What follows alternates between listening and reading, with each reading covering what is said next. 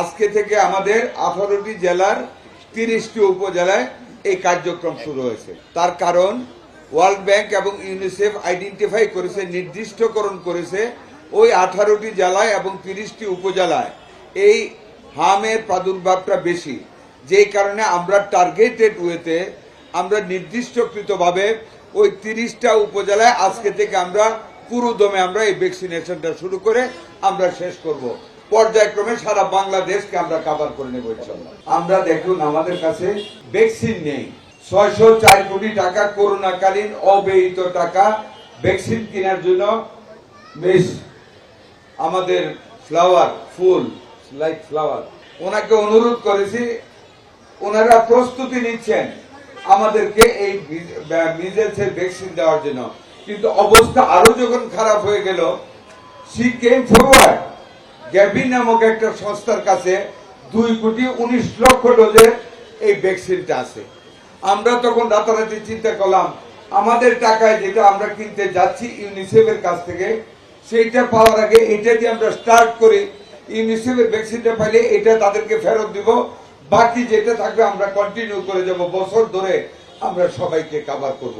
এই তড়িৎ সিদ্ধান্তের কারণে আজকে আমরা এই টিকাদান কর্মসূচি সারা বাংলাদেশে শুরু করেছি। 5টি স্থানে আমরা নিজেরা থেকে করতেছি। এখানে আমি এবং ডিজি সাহেব আসলাম, কক্সবাজারে আমাদের স্বরাষ্ট্রমন্ত্রী দিচ্ছেন, পাবনাতে গিয়েছেন। প্রতিদিন এই কাজটা আমাদের চলবে। আমরা কাদেরকে দিচ্ছি? 6 মাস থেকে 59 মাস, 5 বছরের নিচে। তার কারণ ওয়ার্ল্ড হেলথ অর্গানাইজেশন ইউনিসেফ সমন্বয়ে পরীক্ষা করা হয়েছে, 82% রোগী যারা হামের এখন আসতেছেন তারা এই যে 5 বছরের নিচে 6 মাসের উপরে ম্যাক্সিমাম।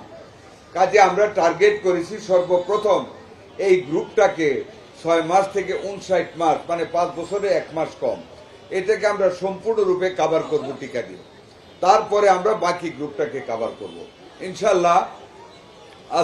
আজকে থেকে আমাদের শুরু হচ্ছে।